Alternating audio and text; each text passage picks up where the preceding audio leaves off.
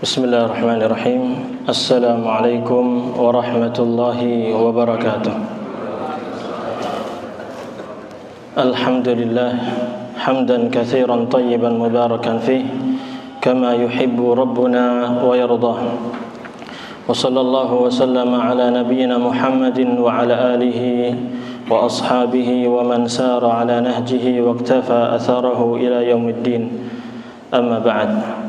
Ikhwani fid din wa akhawati fid din, bapak-bapak, ibu-ibu, ikhwan dan akhwat yang dirahmati Allah Subhanahu wa taala.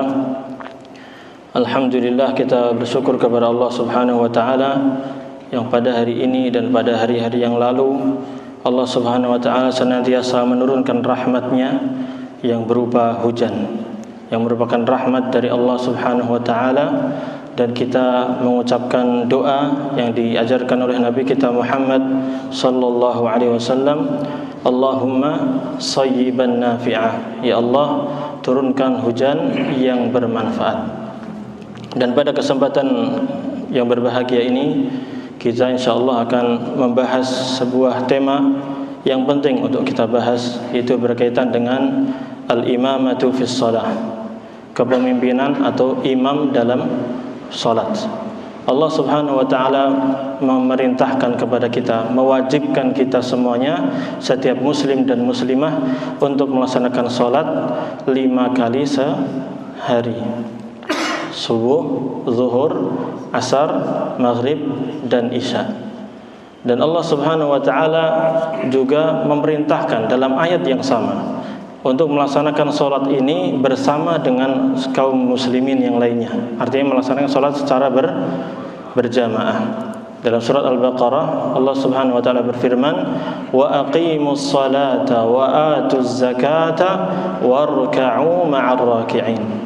Dirikanlah sholat, tegakkanlah sholat, laksanakanlah sholat, bayarkanlah zakat, tunaikanlah zakat. Kemudian warka'u ma'ar raki'in, rukuklah kalian bersama orang-orang yang rukuk. Ini dalil yang sharih, yang jelas, yang menguatkan pendapat bahwa laki-laki wajib melaksanakan sholat berjamaah di masjid. Dan hadis-hadis yang lain juga menguatkan pendapat tersebut.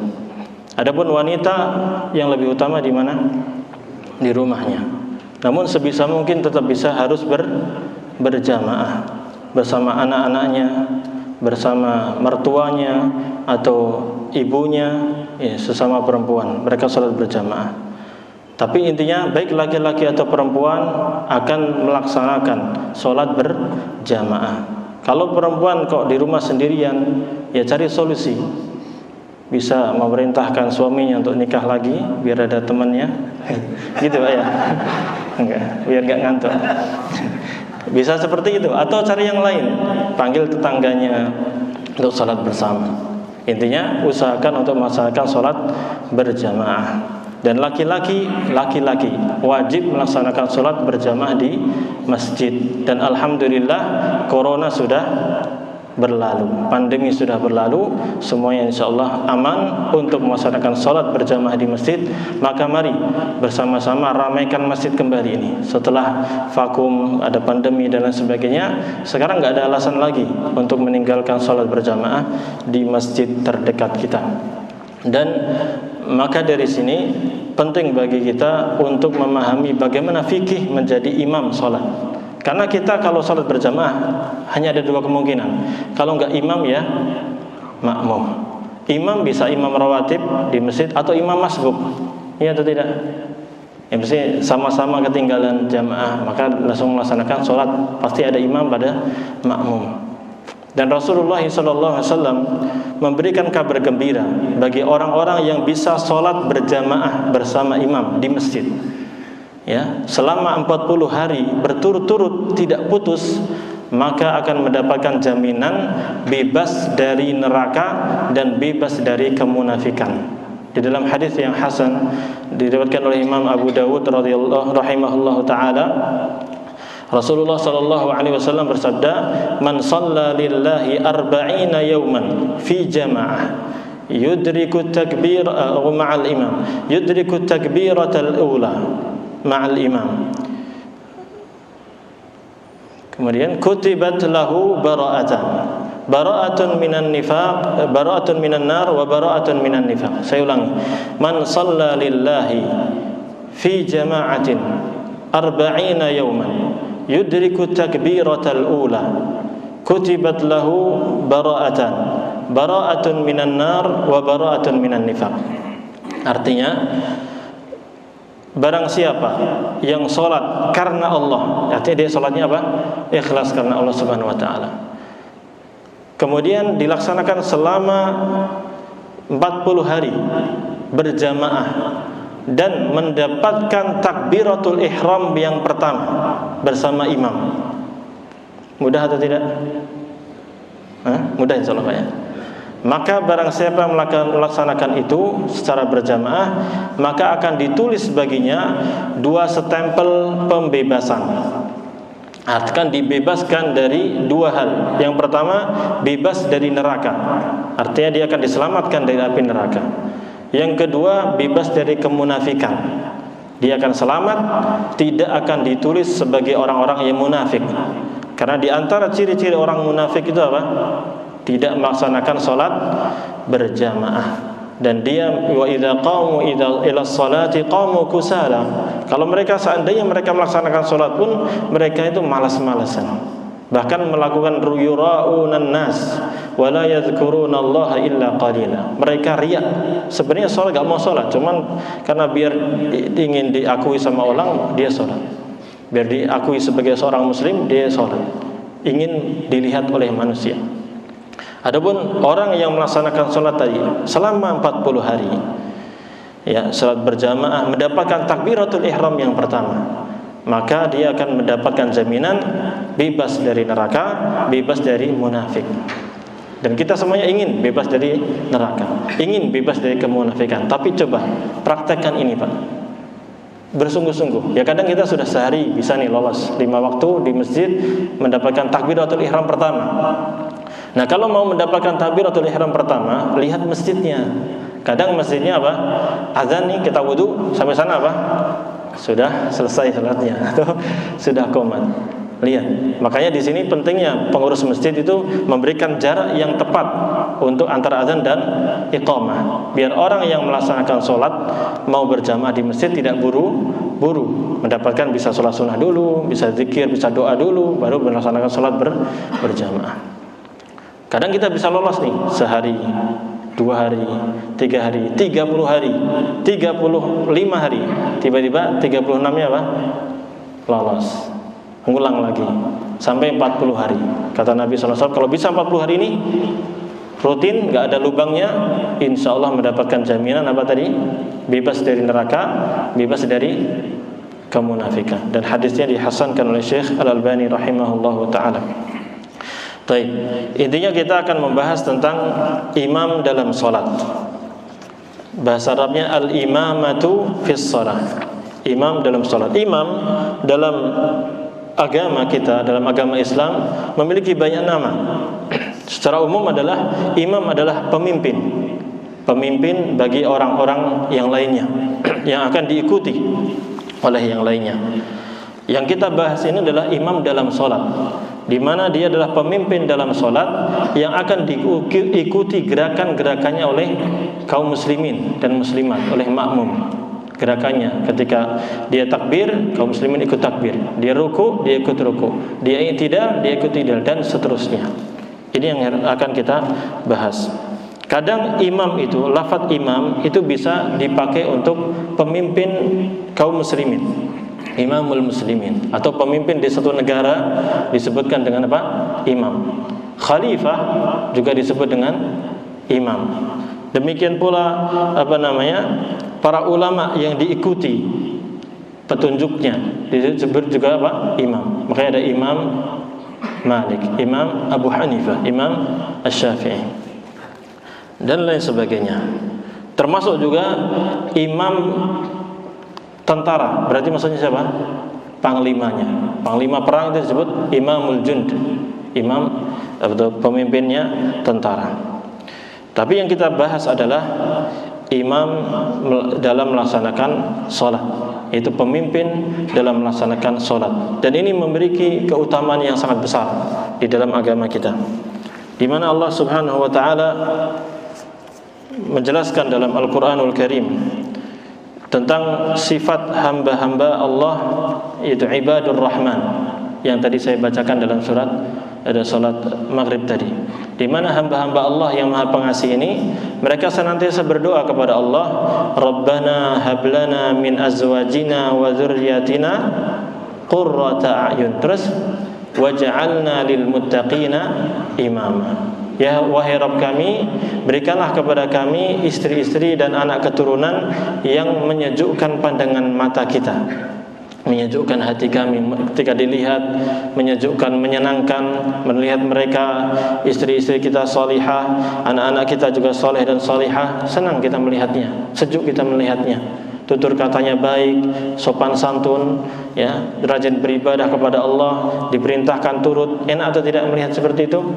Enak. Maka kita ingin, Rabbana hablana min azwajina wa dzurriyyatina qurrata a'yun. Ya Allah, berikanlah kepada kami istri-istri dan anak-anak keturunan yang menyejukkan hati kami. Waja'alna lil muttaqina imama, dan jadikanlah kami ini pemimpin bagi orang-orang yang bertakwa. Sekarang imam salat, berarti dia memimpin atau tidak? Memimpin kaum muslimin, orang-orang bertakwa yang melaksanakan salat. Maka ini memiliki keutamaan yang luar biasa. Di antara keutamaannya adalah bahwasanya kepemimpinan seorang imam dalam melaksanakan salat adalah merupakan kepemimpinan yang syar'i, yang dibenarkan oleh agama Islam dan bahkan disyariatkan oleh agama Islam. Seorang melaksanakan sholat berjamaah, ya harus ada imamnya. Maka ketika Allah memerintahkan kita untuk berjamaah, otomatis di dalamnya ada perintah untuk menunjuk seorang untuk menjadi imam, menjadi pemimpin, sehingga pasti memiliki keutamaan. Dan Rasulullah SAW bersabda, ya ummul qauma aqra'uhum li kitabillah. Orang yang berhak memimpin, menjadi imam suatu kaum adalah orang yang paling banyak hafalannya atau paling pintar membaca Al-Quran, membaca kitabullah. Tentunya ketika Rasulullah SAW memilih orang yang aqra'uhum li kitabillah, orang yang paling pintar, pandai membaca Al-Quran, nanti akan ada rinciannya. Apa yang dimaksud dengan itu? Ya, apakah banyak hafalannya atau bagus bacaannya? Ada dua pendapat tentang hal tersebut. Tapi intinya, orang yang dipilih oleh Rasulullah SAW untuk mendapatkan mandat bisa memimpin sholat adalah orang yang paling bagus bacaan Al-Qurannya atau hafalannya. Tentunya ini lebih utama dari yang lainnya, menunjukkan keutamaan imam tersebut. Yang kedua, imam di dalam sholat adalah mendapatkan keutamaan di mana dia dijadikan sebagai panutan, ya, yakni manusia makmum akan mengikuti gerakan-gerakannya. Dan ini ditunjukkan dalam ayat yang saya bacakan tadi, yaitu di surat Al-Furqan ayat 74. Ketika Allah Subhanahu wa taala memuji hamba-hamba Allah Subhanahu wa taala ibadur rahman, bahwa mereka dibenarkan ketika meminta waja'alna lil muttaqina imama, ya Allah jadikanlah kami pemimpin bagi orang-orang yang bertakwa, di antaranya biar menjadi imam dalam melaksanakan salat. Maka ini menunjukkan bahwa Allah Subhanahu wa taala memuliakan mereka. Mereka mendapatkan keutamaan, dan dalam akhir ayat tadi Allah Subhanahu wa taala memberikan balasan tentang hamba-hamba Allah ibadur rahman itu akan mendapatkan surga yang memiliki kamar-kamar yang indah penuh dengan kenikmatan. Ya. Ma'asyiral muslimin rahimani wa rahimakumullah. Yang ketiga, di antara keutamaan menjadi imam salat, dia mendapatkan doa khusus dari Nabi kita Muhammad sallallahu alaihi wasallam. Bayangkan kalau Rasulullah sallallahu alaihi wasallam berdoa, pasti dikabulkan atau tidak? Pasti dikabulkan. Dan Nabi sallallahu alaihi wasallam berdoa untuk imam sebagaimana dalam hadis yang sahih diriwayatkan oleh Abu Dawud, At-Tirmidzi, Ibnu Khuzaimah dan disahihkan oleh Syekh Al-Albani rahimahullah taala dari Abu Hurairah radhiyallahu anhu, dia berkata Rasulullah sallallahu alaihi wasallam bersabda, al-imamu dhaminun. Imam itu adalah penjamin. Imam itu apa? Adalah penjamin. Maka dia wajib melaksanakan, imam ketika melaksanakan sholat, memimpin sholat harus benar, karena dia yang akan menjamin benar atau tidaknya sholat kaum muslimin. Wal muadzinu mu'taman, dan muadzin, orang yang mengumandangkan azan itu adalah orang yang dipercaya, karena muadzin akan mengumandangkan sholat di waktu masuknya apa? Sholat. Maka dia orang yang dipercaya, harus orang yang dipercaya, karena dia harus memperhatikan kapan masuk waktunya sholat, kapan belum masuknya. Jangan sampai dia azan sebelum masuknya waktu sholat, karena akan berkaitan dengan sholat itu sendiri, dan juga akan berkaitan dengan hukum-hukum yang lainnya. Seperti apa? Berpuasa, ya atau tidak? Sahur, kapan boleh berhenti, kapan harus berhenti? Ketika fajar shadiq, di saat itu azan dikumandangkan oleh muadzin. Kalau muadzin nggak tahu waktunya, lalu dia azan sebelum tiba waktunya, maka akan kasihan yang puasa, ya atau tidak? Demikian pula ketika maghrib, orang akan menunggu muadzin mengumandangkan azan, maka muadzin harus paham kapan waktunya sholat maghrib itu masuk. Jangan sampai dia azan sebelum waktunya azan, karena akan berefek tadi sholatnya, maghribnya itu sendiri dan sholat-sholat sunnahnya, dan juga berefek kepada orang yang berpuasa. Dia akan berbuka karena mendengarkan azan kita, ya. Tapi lihat bagaimana Nabi SAW mendoakan para imam masjid ini dan juga orang yang melaksanakan azan tersebut. Nabi SAW bersabda, Allahumma arsyidil a'immah waghfir lil muadzinin. Ya Allah, berikanlah irsyad. Apa itu irsyad, Pak? Irsyad, ada bimbingan, petunjuk, hidayah, ya. Allahumma arsyidil a'immah. Ya Allah, berikanlah petunjuk, hidayah, bimbingan kepada imam-imam salat. Ini doa langsung dari Rasulullah SAW diberikan kepada imam salat, siapapun imam salat itu, baik di zaman Nabi SAW ataupun sampai hari kiamat nanti, termasuk yang ada di kita sekarang. Semuanya masjid-masjid memiliki imam-imam. Mereka mendapatkan bagian dari doa Nabi Muhammad SAW. Maka ini menunjukkan pentingnya atau mulianya para imam-imam salat tersebut.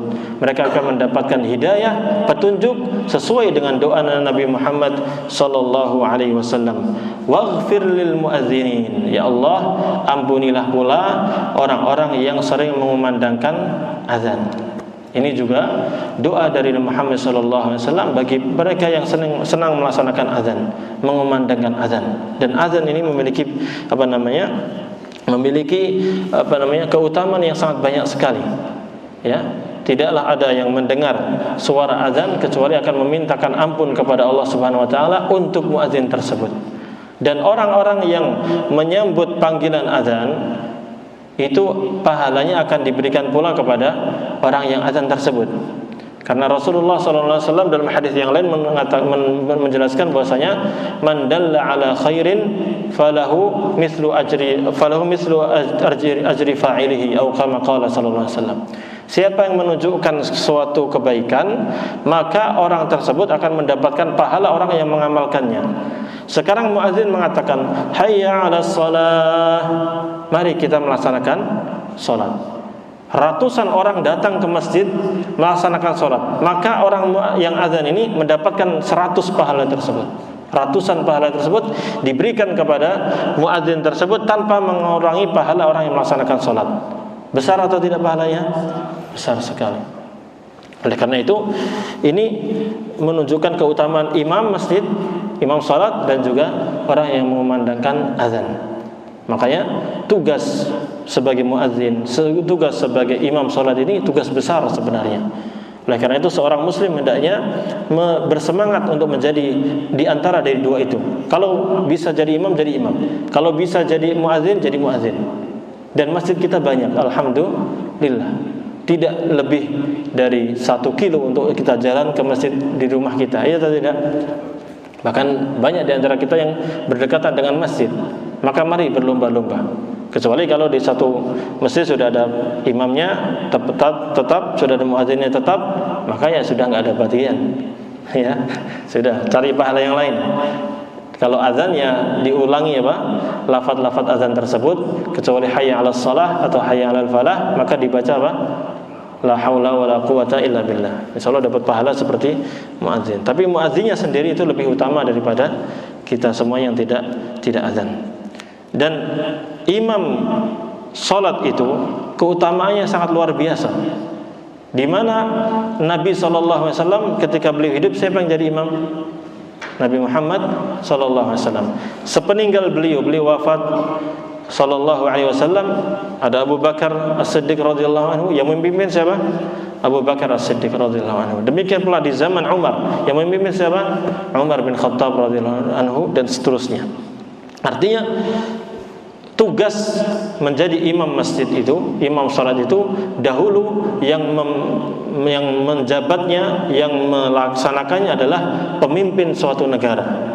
Itu Nabi SAW, lalu Abu Bakar dan Khulafaur Rasyidin sepeninggal mereka. Dan itu senantiasa ada dari zaman ke zaman.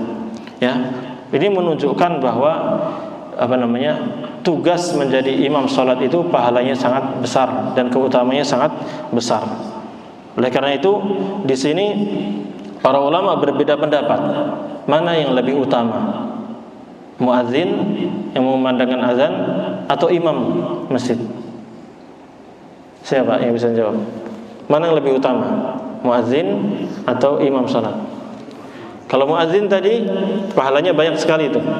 Setiap yang sholat dia dapat pahala, diampuni dosa-dosanya, bahkan makhluk-makhluk Allah memintakan ampun untuk muadzin tersebut. Nanti di hari kiamat memiliki kekhususan tersendiri.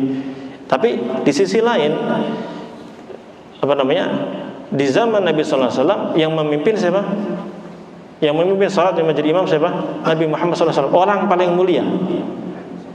Setelah Nabi SAW wafat, dipimpin lagi, dilaksanakan lagi imam sholat itu oleh siapa? Orang yang paling mulia, Abu Bakar dan Umar dan seterusnya.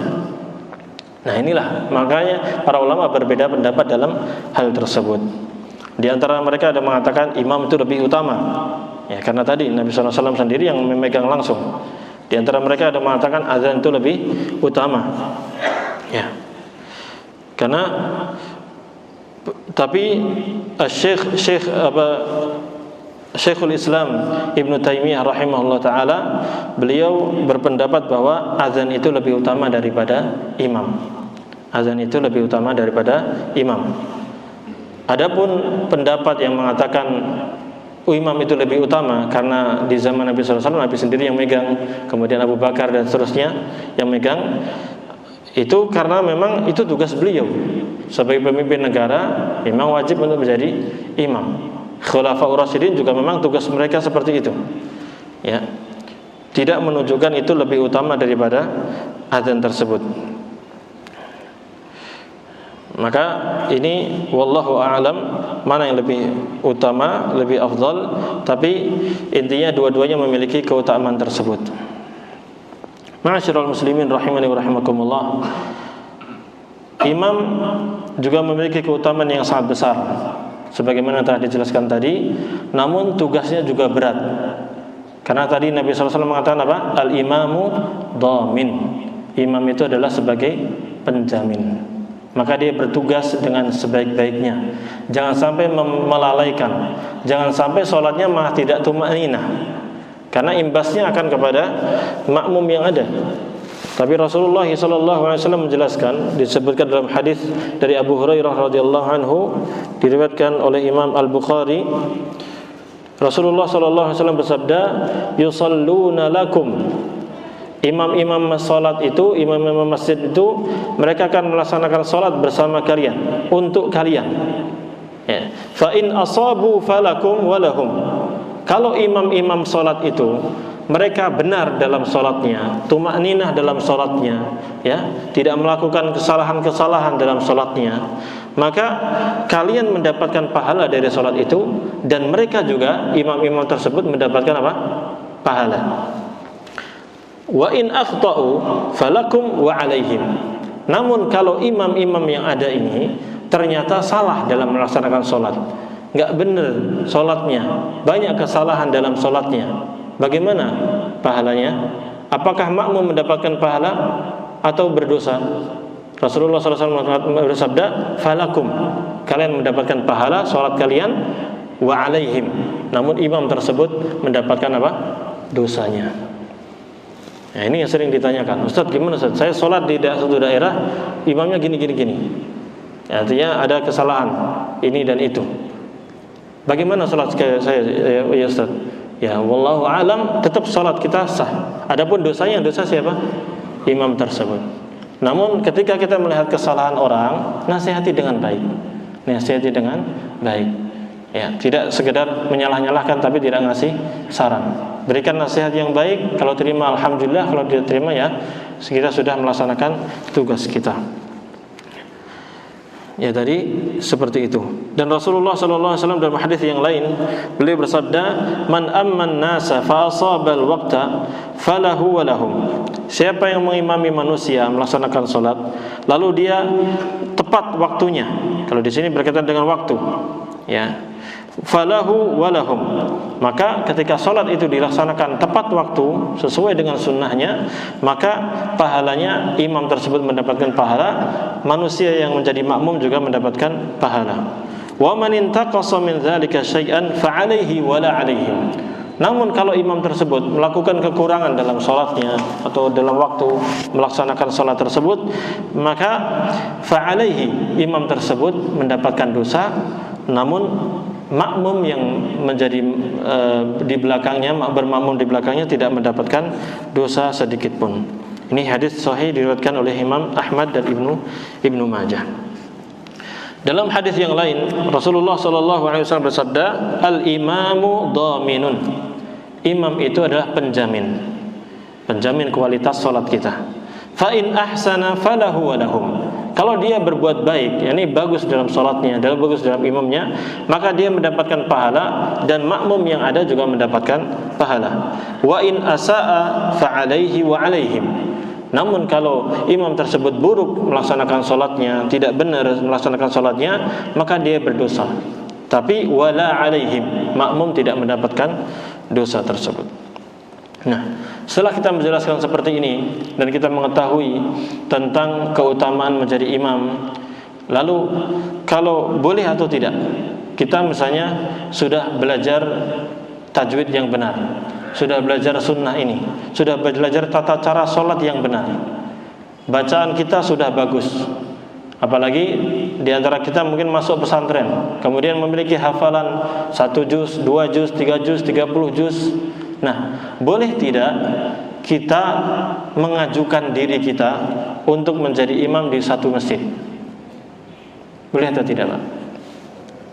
Misalnya, ini kan kadang kita sudah kenal sunnah, kemudian datang ke masjid-masjid yang lain, melihat kok nggak khusyuk sholatnya, kok cepat sekali, atau bacaannya kok belepotan, Ustaz. Misalnya, Ustaz saya kan sudah belajar tajwid saya di masjid. Misalnya ketika di sholat di masjid lain kok bacaannya rusak, seperti ini, seperti itu, gimana? Nah, daripada kita sekedar mengkritik, kalau memang kita bacanya sudah bagus, kita punya hafalan yang cukup, boleh atau tidak kita mengusulkan di masjid itu? Misalnya, boleh atau tidak? Boleh. Dalilnya apa, Pak? Argumentasi lah, nggak usah dalilnya. Argumentasinya apa? Kan kita minta sesuatu nih, biar kita memimpin, biar kita jadi pemimpin di situ untuk melaksanakan sholat. Boleh atau tidak? Kita datang ke DKM-nya, Pak Haji, Pak Ustadz, Pak Kiai, mohon maaf, perkenalkan saya namanya ini. Alhamdulillah, saya insya Allah rutin di masjid ini untuk melaksanakan sholat. Kira-kira boleh nggak sekali-kali saya imamin di sini, misalnya, contohnya. Boleh atau tidak seperti itu? Atau bilang, saya berkeinginan untuk ikut memakmurkan masjid ini dalam rangka yaitu dengan cara saya menjadi imam di sini, semoga salatnya semakin khusyuk gitu. Boleh atau tidak? Jawabannya sudah benar tadi, cuman argumentasinya belum dapat. Apa Mas? Alasannya boleh atau apa? Ya pertama nih, kalau argumentasi secara logikanya aja atau kejadiannya aja, maksudnya ya biar kita memperbaiki sholat tadi kan gitu. Ketika kita di masjid lihat suatu masjid, ini masjid sebenarnya bagus nih, cuman kok bacaannya seperti ini, nggak khusyuk, cepat sekali dan seterusnya. Kita sholat kok ya kasihan, orang tua udah tua-tua kok suruh balapan kan kasihan. Nah, seperti itu. Nah, kalau kita mengajukan diri untuk imam di situ, boleh atau tidak? Boleh. Dalam rangka tadi memperbaiki tadi. Daripada kita komentar-komentar di luar, daripada kita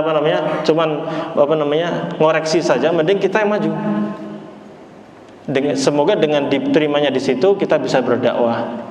Kita bisa memperbaiki kualitas sholat mereka. Mereka bisa punya pandangan lain. Oh ternyata sholat yang lalu itu, yang terlalu cepat itu nggak enak juga. Lebih enak kalau sholat seperti ini. Apalagi bacaannya bagus. Apalagi bacaannya ya sesuai tajwid, kemudian variasi. Nggak cuman kulhu kul ya gitu kan ya. Nah, boleh atau tidak? Boleh. Dan ternyata ada hadisnya. Itu disebut diriwayatkan dari Utsman bin Abil As radhiyallahu anhu, di mana Utsman bin Abil As radhiyallahu anhu pernah berkata kepada Rasulullah sallallahu alaihi wasallam, "Ya Rasulullah, ij'alni imama qaumi." Wahai Rasulullah, tolong jadikan saya sebagai imam bagi kaum saya. Saya ingin mengimami kaum saya. Berarti minta atau tidak nih? Minta jabatan biar jadi imam di satu daerah. Bagaimana sikap Rasulullah SAW? Maka Rasulullah SAW menyetujui beliau. Anta imamuhum, engkau adalah imam mereka. Silakan jadi imam, melaksanakan sholat, memimpin mereka. Waqtadi bi'adha'afihim, tapi lihat orang yang paling lemah di antara mereka. Dari jamaah itu siapa yang paling lemah? Maksudnya diperhatikan. Jangan sampai memberatkan jamaahnya. Terlalu lama ya jamaahnya nanti ngeluh. Ya, gitu Pak ya. Ya. Waqtadi bi'adha'afihim, kata Rasulullah SAW. Ikuti orang yang lemah di antara mereka. Orang yang paling lemah di antara mereka nggak kuat berat, ya udah. Sementara pendek-pendek dulu. Tapi tetap harus ada progres. Hari demi hari, mulai lama sehingga mereka terbiasa untuk bisa lama. Karena dalam mengimami itu nanti ada bacaan-bacaan khusus di waktu-waktu khusus yang Nabi sallallahu alaihi wasallam ajarkan. Dan tarapan ukuran lama atau tidaknya kalau mengikuti sunnah Nabi sallallahu alaihi wasallam ada ukurannya.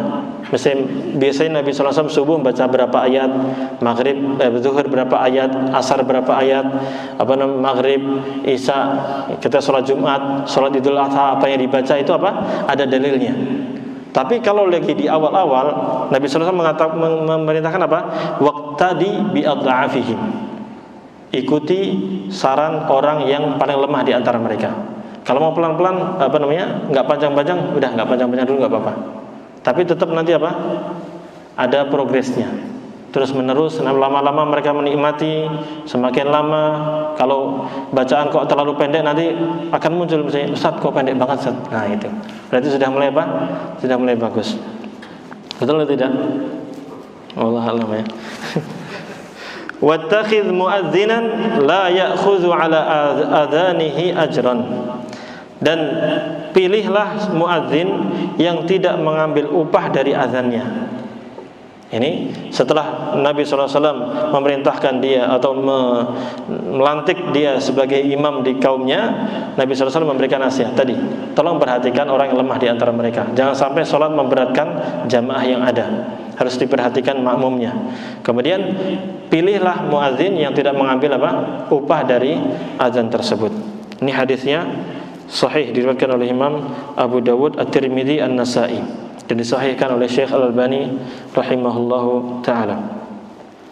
Dan hadis ini, kata penulis itu Syekh Sa'id bin Ali bin Wahab Al-Qahtani, menunjukkan bolehnya meminta jabatan imam selama dalam kebaikan.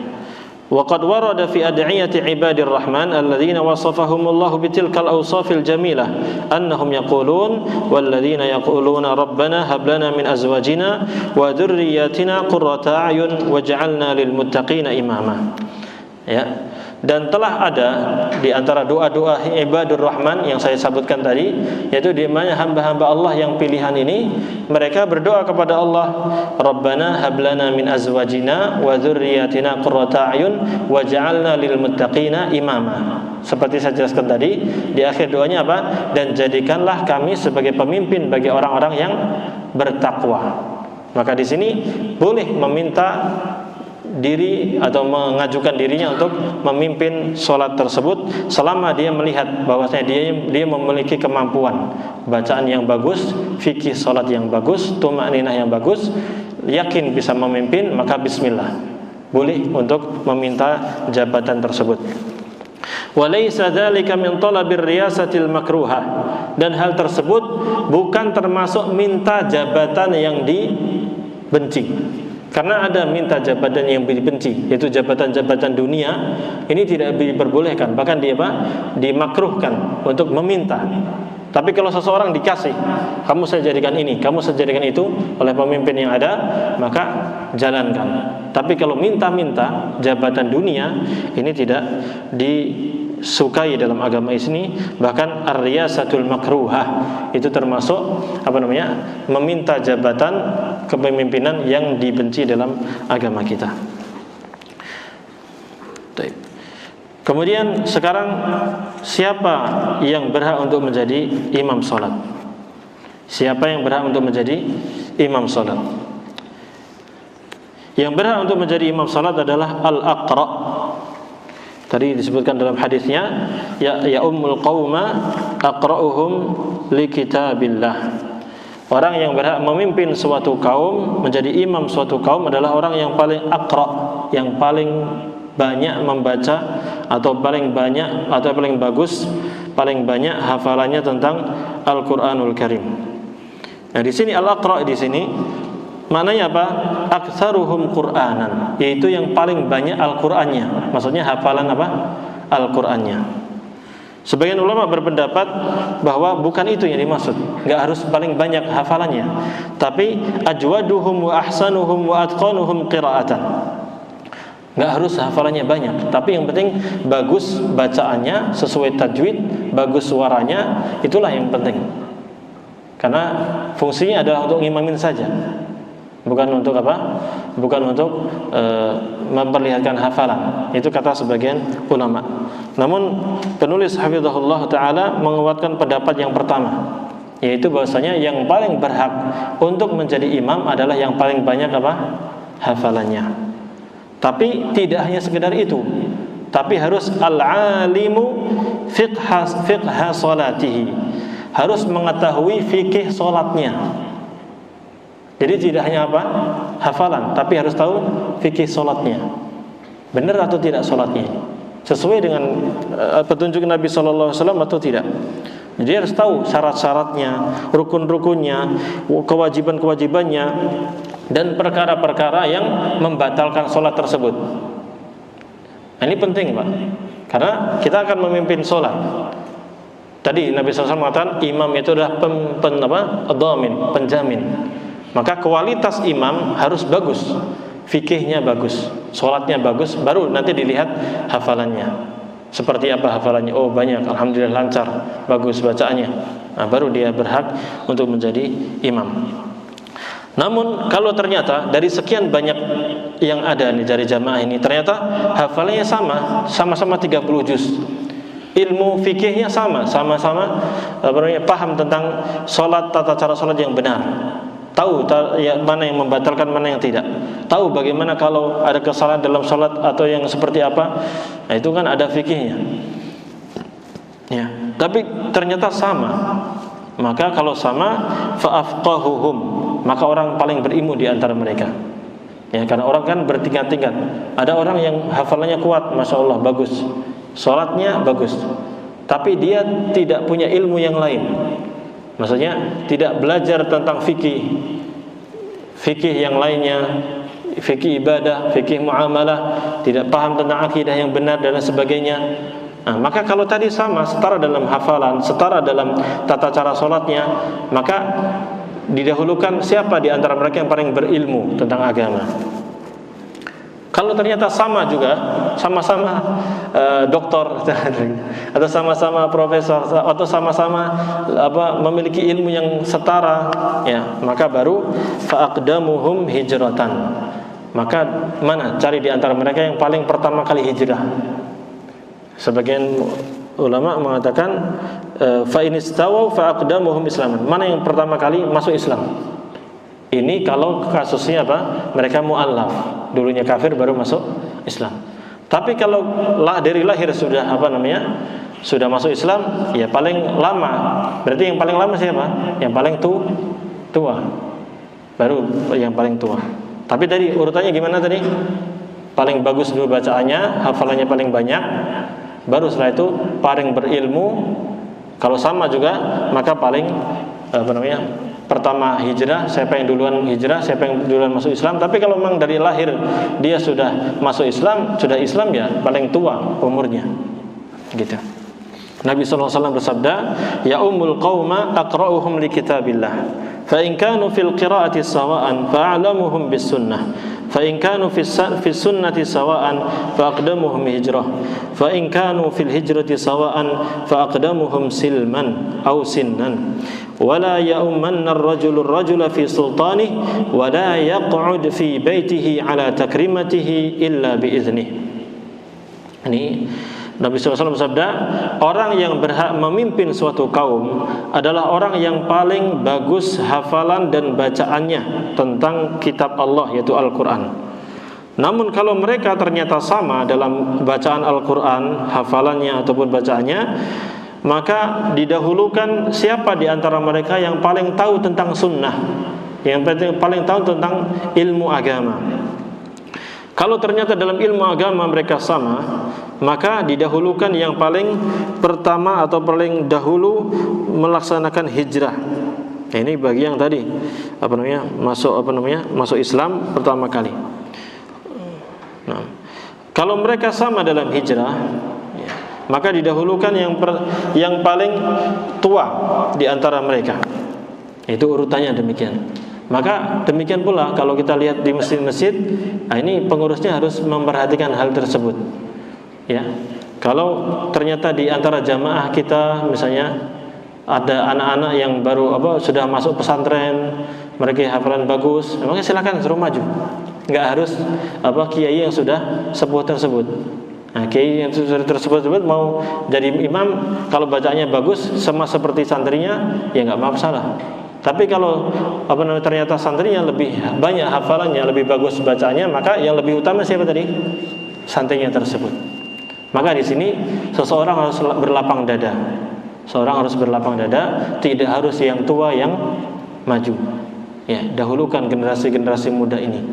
Maka di sini juga pentingnya pendidikan anak-anak kita. Bagaimana biar anak-anak kita ini menjadi penerus bangsa.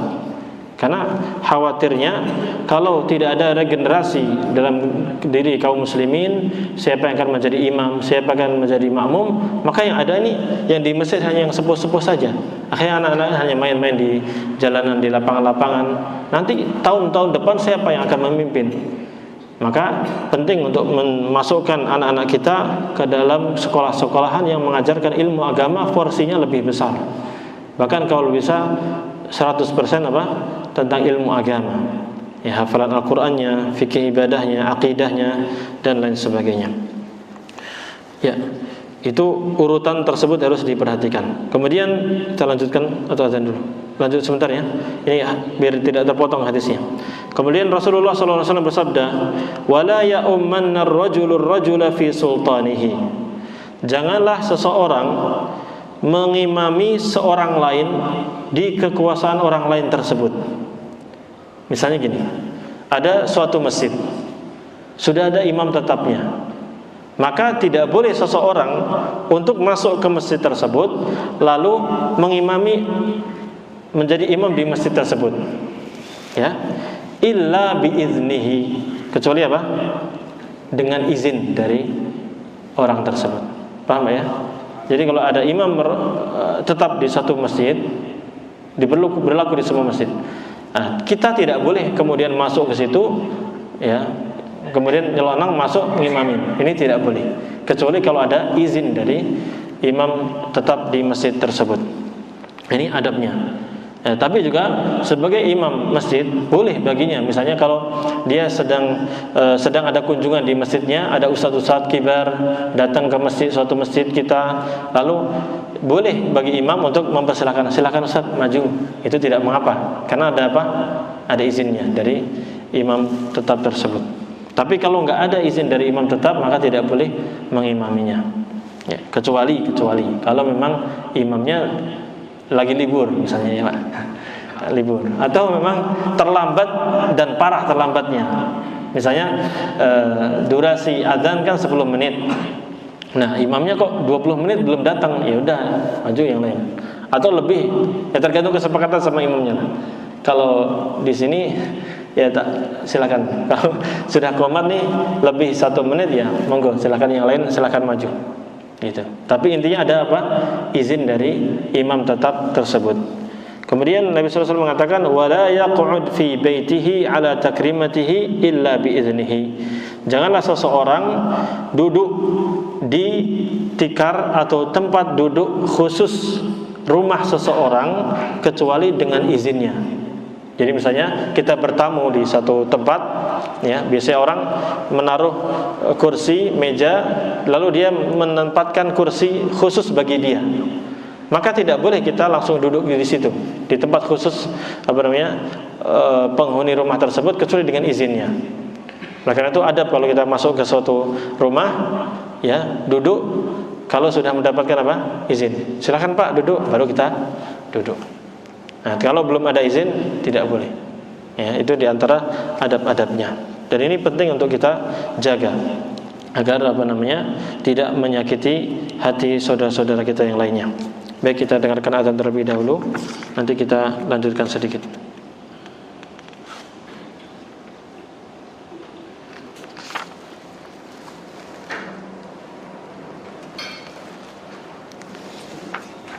Azan siapa?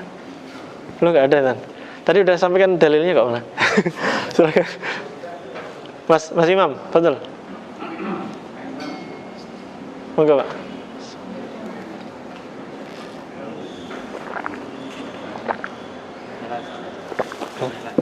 Apanya? Sudah. Allahu Akbar, Allahu Akbar. Allah.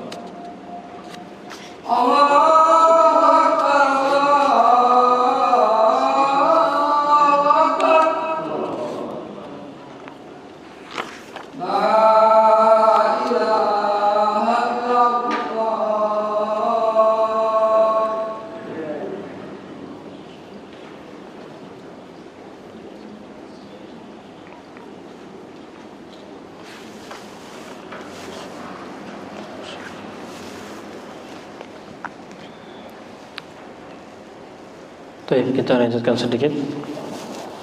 Masih berkaitan dengan tadi, intinya tadi untuk yang berhak untuk menjadi imam, yang pertama, tingkatan pertama adalah yang paling banyak hafalannya dan bagus bacaannya, tapi tetap harus tahu hukum-hukum berkait dengan tata cara sholat yang benar. Tata cara sholat yang benar. Lalu kalau tingkatan yang berikutnya, kalau ternyata dalam bacaan sama, yang paling paham tentang agama, tentang sunnah Nabi Shallallahu Alaihi Wasallam. Tingkatan berikutnya baru yang paling pertama kali hijrah, mana dilihat, oh ini pertama kali hijrah, berarti ini dimajukan. Atau selanjutnya yang paling dahulu masuk Islam, kalau dia mu'allaf. Kemudian setelah itu baru yang paling tua umurnya. Jadi tingkatan paling tua itu nanti di akhir. Adapun hadis yang berbunyi fa idza hadaratis salatu falyu'adzin lakum ahadukum thumma liya'ummakum akbarukum. Ya, adapun hadis yang berbunyi apabila salat telah tiba, maka hendaknya salah seorang di antara kalian mengumandangkan azan. Lalu setelah itu orang yang paling tua di antara kalian yang menjadi imam. Ya, ini hadisnya sahih ya. Bahkan muttafaqun alaih, sahih Bukhari dan Muslim. Ini Nabi sallallahu alaihi wasallam mendahulukan orang yang tertua. Kenapa? Karena dulu para sahabat itu sama dalam sifat-sifatnya dan dalam syarat-syaratnya. Dan para sahabat dulu hijrah juga berbarengan, ya. Dan mereka juga bersahabat dengan Nabi Shallallahu Alaihi Wasallam, sehingga mereka juga paham tentang ilmu agama ini, sehingga mereka sama dalam tahapan-tahapan tadi, bacaan Al-Qur'annya, hafalannya, dalam ilmu agamanya, ya, hijrahnya, masuk Islamnya, kurang lebih sama, sehingga tidak tersisa kecuali umurnya. Maka kalau tadi dalam tahapan-tahapan tadi ternyata sama, ya udah paling tua baru dimajukan. Ya. Ini harus kita perhatikan. Sehingga para ulama berpendapat ya bahwasanya as-sabi, anak kecil itu boleh jadi imam. Anak kecil boleh jadi imam. Selama dia paham tentang tata cara sholat dan memiliki hafalan yang banyak. Ya, anak kecil itu boleh. Dan banyak hal-hal yang disampaikan di sini, tapi secara ringkas berkaitan dengan hukum-hukum salat. Pertama, yaitu anak kecil boleh menjadi imam sesuai pendapat yang benar. Kemudian selanjutnya, orang yang buta boleh menjadi imam atau tidak? Boleh. Karena nggak ada hal yang menghalanginya, ya. Di mana Ibnu Ummi Maktum itu juga pernah mengimami manusia dalam keadaan beliau buta. Dan budak dan maula itu mantan budak, itu juga boleh menjadi imam, dan itu sah ya. Sebagaimana para sahabat dahulu juga demikian. Salim maula Abi Hudzaifah pernah menjadi imam dalam melaksanakan salat, dan tapi tadi kriterianya wa kana aktsarahuma Qur'anan, dan beliau ini yang paling banyak Al-Qur'annya dari hafalannya. Ya, selama kriterianya sama, meskipun dia budak, berhak untuk menjadi imam salat. Kemudian wanita boleh menjadi imam? Boleh, tapi sesama wanita. Kalau ada laki-laki, ya laki-laki yang maju. Hah? Banci. Dilihat, Pak. Laki itu perempuan dia. Dipastikan. Cari yang jelas aja. Ya, untuk wanita semuanya, ya, untuk wanita berhak untuk menjadi imami wanita. Nanti fikihnya nanti menyusul. Kemudian laki-laki mengimami perempuan saja. Artinya laki-laki cuma satu, kemudian sisanya perempuan. Boleh atau tidak? Boleh. Ya.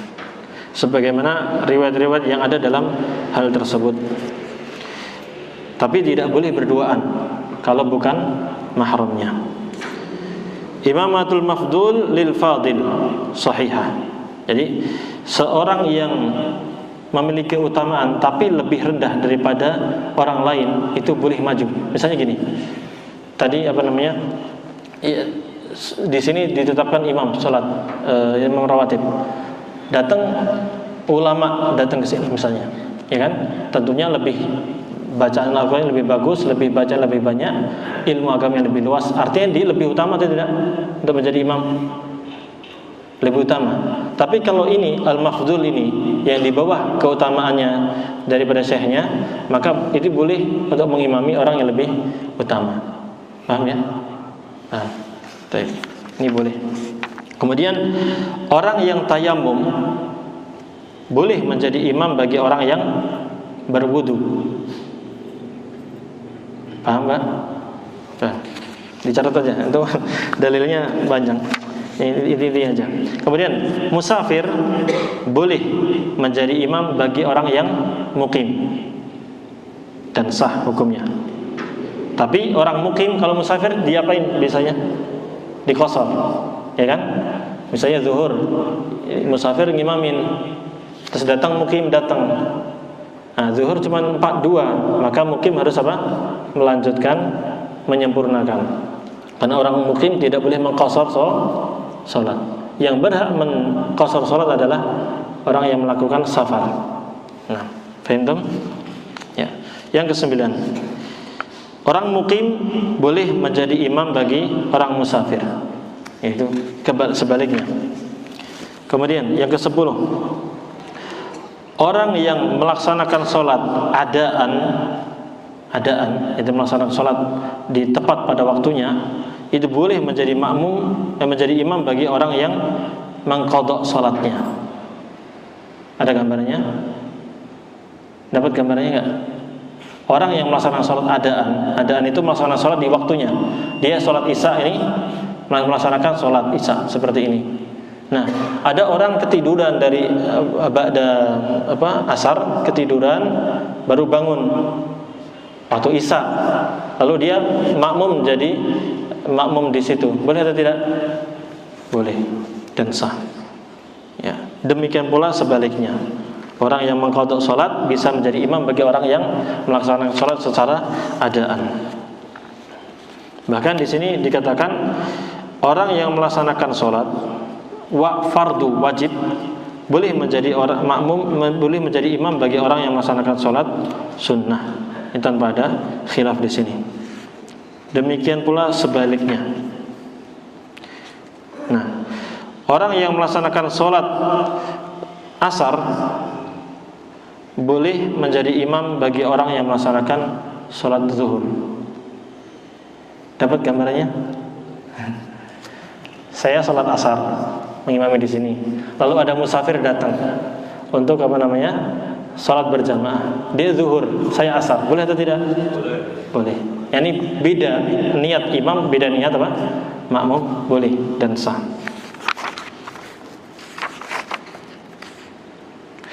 Sekarang imamnya, kalau imam itu orang fasik. Orang fasik itu orang melakukan banyak dosa. Minum khamr, ya, mabuk, judi. Nah, seperti itu gimana? Sah atau tidak?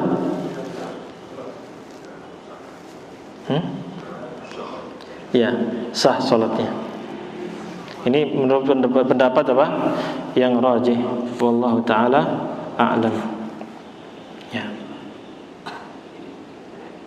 Dalilnya banyak di sini. Nanti kapan-kapan deh. Tapi yang dapat intinya dulu.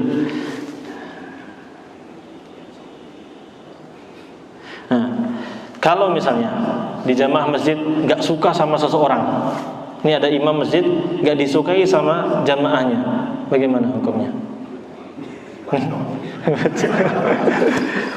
Di sini dikatakan imamatu man yakrahuhu aktsarul jamaah bihaqqin makruhatun ala aqallil ahwal. Jadi tadi keimaman seseorang yang tidak disukai oleh mayoritas jamaah masjid itu dibenci, tidak disukai. Jadi lebih baik enggak usah jadi imam gitu. Wallahu a'lam. Tapi ya itu. Bahkan Nabi SAW mengatakan salasatun la tujawizu salatuhum adhanahum al-abdul abiq hatta yarji wa imra'atun batat wa zawjuha 'alaiha sakhit wa imamu qaumin wa hum lahu karihun. Jadi tidak tiga orang yang sholatnya tidak apa ini? La tujawizu sholatuhum adzanahum. Wallahu a'lam. Jadi sholatnya itu tidak sampai kepada telinga mereka. Wallahu a'lam. Di sini dikatakan itu imam suatu kaum yang dibenci oleh kaum tersebut. Ini intinya hukumnya makruh. Lebih baik yang lain saja. Baik.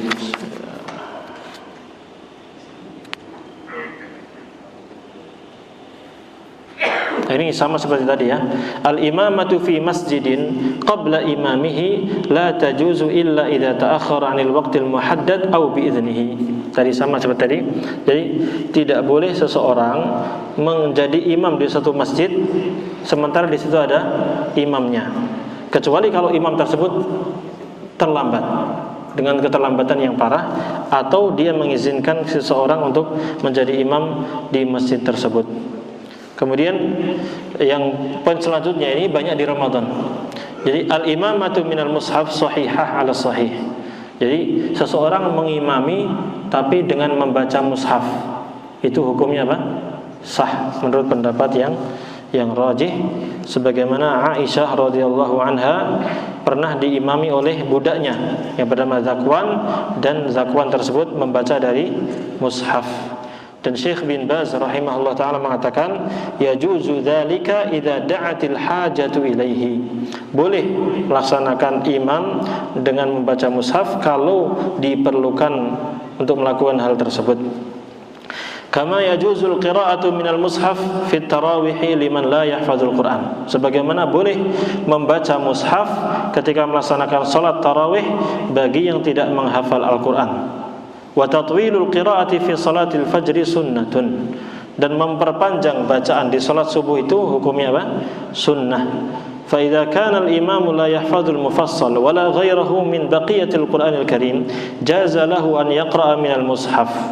Ya, beliau mengatakan kalau seseorang imam tidak hafal surat-surat mufassal yang panjang-panjang atau ayat-ayat yang lainnya yang panjang, maka boleh baginya untuk membaca Al-Quran dari mushafnya sambil mengimami. Wa yashra'u lahu an yastaghila bihifdzil Qur'an wa an yastahid. Tapi tetap dia dianjurkan untuk menghafal Al-Quran dan bersungguh-sungguh agar dia bisa melaksanakan sholat tanpa harus melihat apa? Mushaf. Tapi kalau seandainya diperlukan seperti tarawih atau apa, itu tidak mengapa kita membaca mushaf. Makanya sekarang ada mushaf standing itu yang berdiri, boleh atau tidak? Boleh. Atau megang seperti ini tidak mengapa. Demikian ma'asyiral muslimin rahimani wa rahimakumullah. Kurang lebihnya mohon maaf. Semoga yang sedikit ini bermanfaat dan bisa kita amalkan, bisa kita bekal untuk menjadi imam-imam masjid di masjid-masjid sekitar kita. Semoga Allah Subhanahu wa taala menjadikan masjid-masjid kaum muslimin menjadi makmur dan bisa melaksanakan salat sesuai dengan tuntunan Nabi kita Muhammad sallallahu alaihi wasallam. Demikian kita tutup. Subhanakallahumma wa bihamdika asyhadu an la ilaha illa anta astaghfiruka wa atubu ilaik. Wassalamualaikum warahmatullahi wabarakatuh.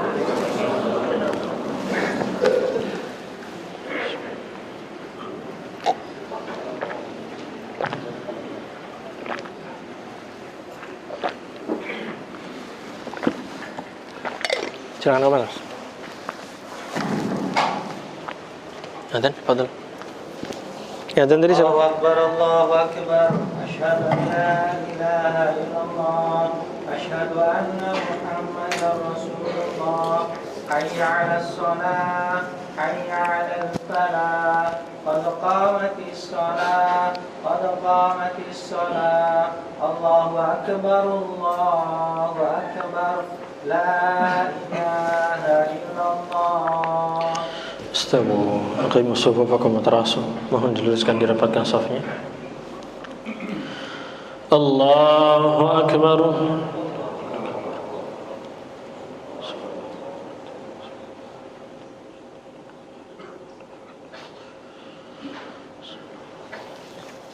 Alhamdulillahi Rabbil Alamin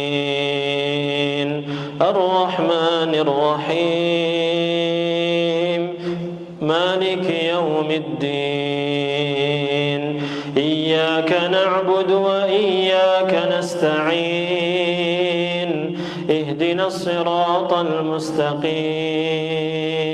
صراط الذين أنعمت عليهم غير المغضوب عليهم ولا الضالين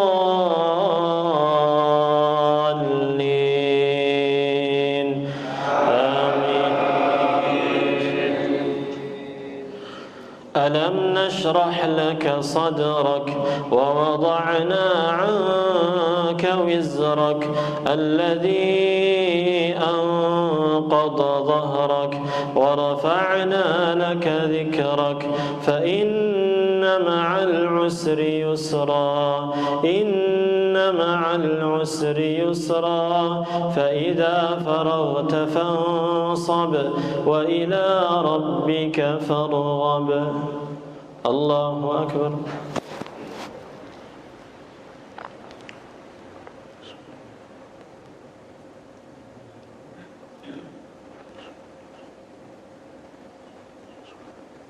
سمع الله لمن حمده.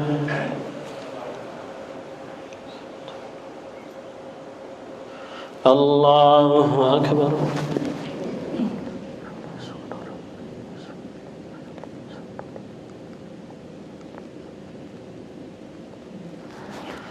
الله أكبر.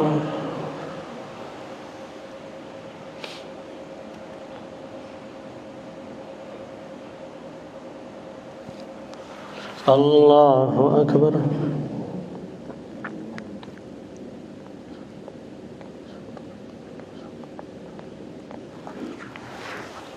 الله أكبر. الحمد لله رب العالمين الرحمن الرحيم مالك يوم الدين إياك نعبد وإياك نستعين اهدنا الصراط المستقيم صراط الذين أنعمت عليهم غير المغضوب عليهم ولا الضالين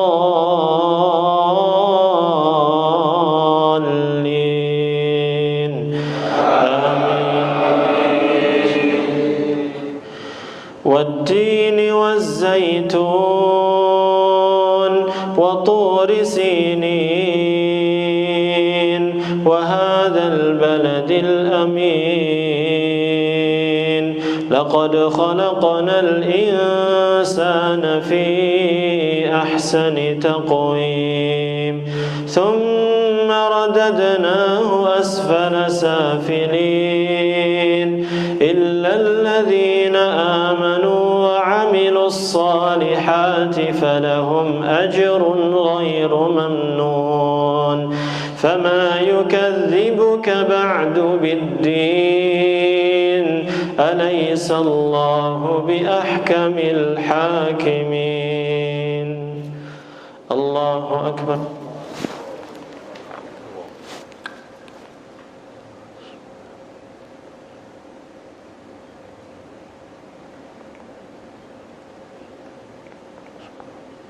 سمع الله لمن حمده.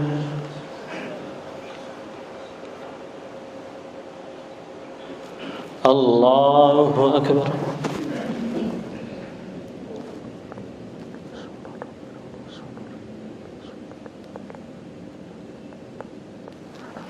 الله أكبر.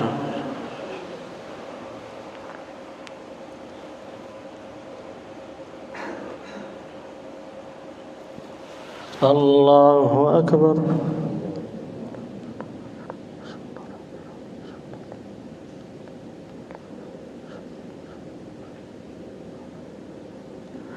الله أكبر.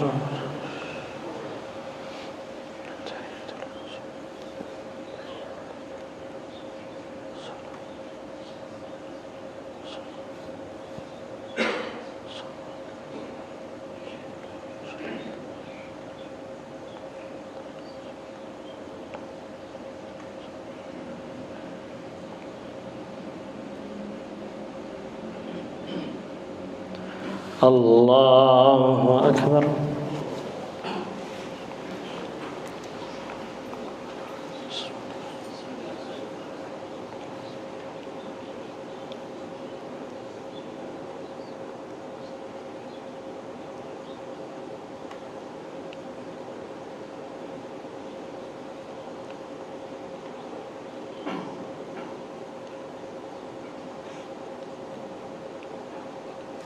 Allahu Akbar.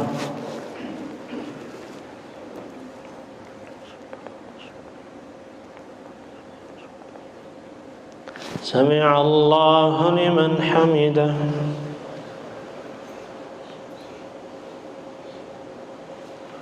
Allahu Akbar.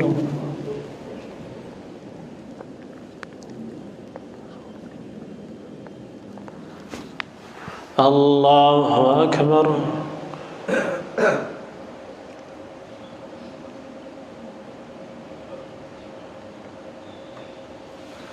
Allahu Akbar.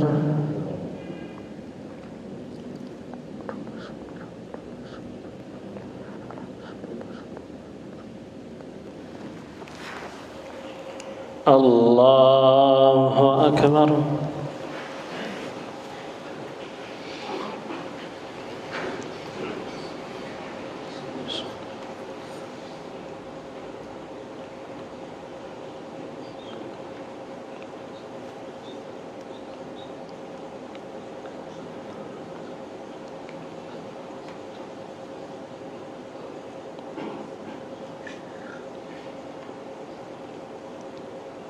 Allahu Akbar.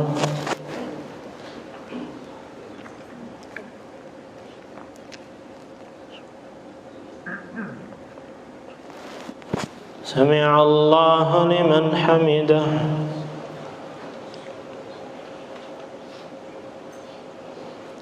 Allahu Akbar.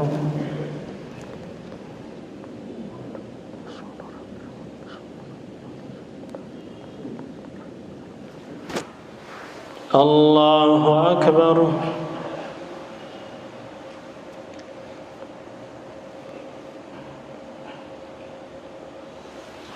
Allahu Akbar.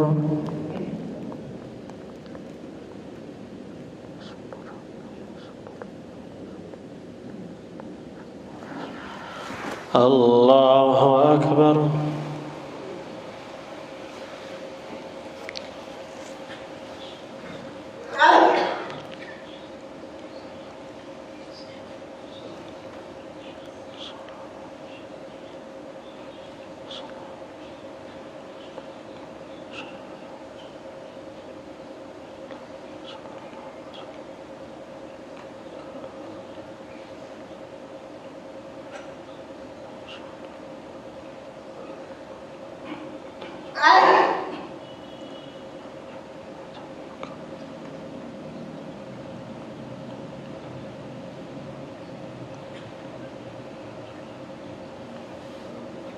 السلام عليكم ورحمة الله. السلام عليكم ورحمة الله.